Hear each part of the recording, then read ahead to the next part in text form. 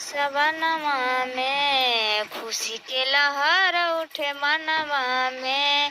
काने पे कमर लेके दर्शन ले, चली बनी बाबा के भवनवा में। गजरवा लगतिया दानी गावत चला हो, गेरुआ ओढ़निया फहरावत चला हो, ए हो गेरुआ ओढ़निया फहरावत चला हो।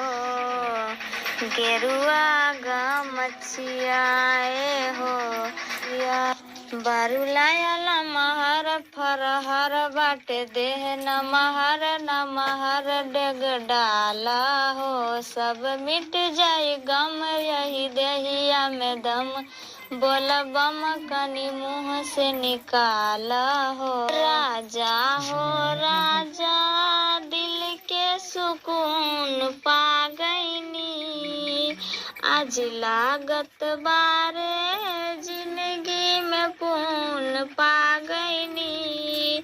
सबके नचावत और घुमावत चला हो, गेरुआ ओढ़निया लहरावत चला हो।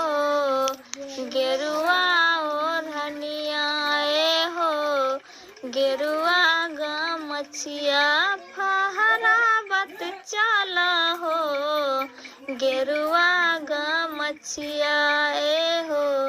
बोलबम बोलबम। नमस्कार दोस्तों, मैं पिंकी शर्मा आज आप सबको बीच एक सावन का गाना लेकर आए हैं। पसंद आना तो लाइक करना, सब्सक्राइब करना। बाय बाय दोस्तों।